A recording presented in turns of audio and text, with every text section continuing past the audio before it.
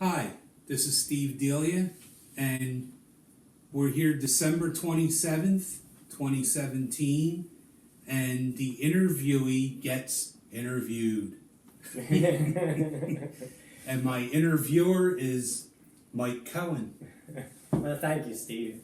This is the time we're going to turn the tables and actually interview Steve Delia, who's been carrying out this series of interviews for actually quite some time. And Steve, I know your traditional first question is, how did you get started in poetry? But you know me, I'm anything but a traditionalist, so I thought I'd throw you a little curve. How did you get started doing these interviews? That's a good question, actually. We meet a lot of interesting poets, a lot of interesting people, and just in normal everyday conversation, I would find me asking them questions, and I guess I just went with that. Who was the first person you interviewed? I think the first interview may have been you. Really? I'm not sure. I think you had been doing it for a while before. I mean, I can remember everyone I interviewed, but I'm not sure who. I know I interviewed Missy, Mike Morrell, Arlene, I remember you interviewed, and you did a double interview with two people. I forgot, it was Allison, right, and Barbara Terode. Had Bill and Lisa, Kathleen Mulholland, Cleveland Wall. You had quite a collection. Yeah, and Dan McGuire. That was when you were doing the interviews on a tape recorder. Yeah. Which is, it's interesting that the media has changed so much and has enabled us to actually be seen as well as heard, which I don't know if that's a plus or not. but I think that do you feel that the technology has changed this for you, this experience? Yeah, I think it has. Being able to post these on YouTube, and where other poets don't have to rely on me giving them a cassette to listen to. Right. They can just go on the computer anytime they want at their convenience and watch any interview they choose. Right. And hopefully by the time we're done, we're going to have quite a collection. Yeah, it's a good millennium to be alive. All right, so let's go back to the traditional question. How did you get started in poetry? Well, I loved the music, always my first love. I wanted to sing, I wanted to play an instrument, I wanted to be a rock star, you know. Unfortunately, I didn't have that talent. And I did try several instruments. I took piano lessons for 2 years. But I just did not have... You discovered that you weren't Elton John or Billy Joel? No, not at all. So then I just, I got interested in lyrics to songs. I was always writing down lyrics or going through music magazines and reading lyrics. I felt attracted to songs with good lyrics. I remember there was a lot of mystery involved in the lyrics, that a lot of songs you couldn't understand what the lyrics were, and you'd have to find them somewhere. Yes. And it was very often a surprise what the lyrics actually were. Sometimes a disappointment. Sometimes, yeah.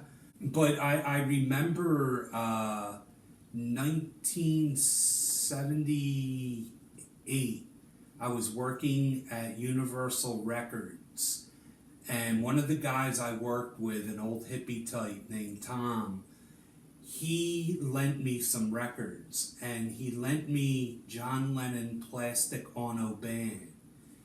I had been a huge Beatles fan, but I wasn't familiar with some of their solo stuff. And John Lennon Plastic Ono Band was an album that did not get played on the radio at all.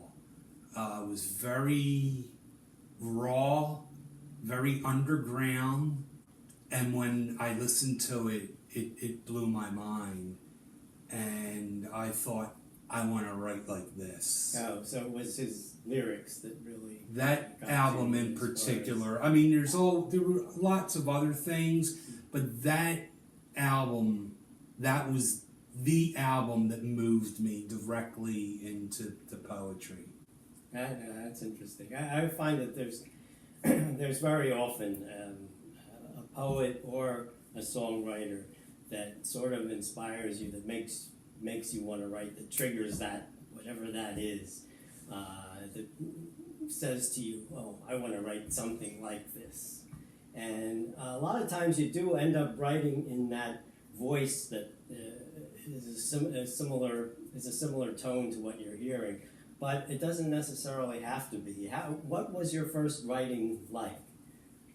Coming off the heels of listening to that album was very, as I said, very raw, very personal, very confessional, in a way that I hadn't heard any other music like that. And that's where my poems went. In the beginning, I wrote the same way. Lennon, of course, was killed in 1980, and in his last interview, he talked about that kind of writing. And he said, we could put on a mask and call ourselves Tommy or Ziggy Stardust. He said, we prefer not to do that. We prefer to present ourselves, meaning him and Yoko. Right. And I just thought, well, if he can do that, if he can be that honest, that brutally honest, so can I. Yeah. And it's funny because what happened was I went down that path so deeply that I wanted to get out. Eventually, I wanted to get away from the self-confessional kind of stuff, and it took me like 50 years to do it. But I still write a lot of very personal, true poems, as you know, right. But, I think over a long period of time now, I have been able to do some different things. So we can look for your next 50 years of poetry to be different from your first 50 years. Yeah, I don't think I'll make another 50 years, but hopefully make it to the end of this one. So that's interesting. Do you think John Lennon was taking a shot at David Bowie, or was that just trying to draw a contrast between styles? I think it was just drawing a contrast. Actually, just for the record, him and Bowie were friends. And he liked David Bowie very much. Well, it's funny, you and I have a lot in common as far as poetry is concerned, and yet it's a similar kind of thing in that I write mostly stuff that isn't true, stuff that I make up, and you base a lot of your poetry on things that actually happened, and you like to stick to the facts in many cases. And yet we end up with poetry that resonates with each other, and I think it's really interesting how that can happen. It's amazing. It really is, and I was amazed by it. And when other people, after we would do our thing, and people would say, "Well, do you guys write and bounce poems off of each other?" And I would say, "No, they're just poems that we've written just completely on our own that we make."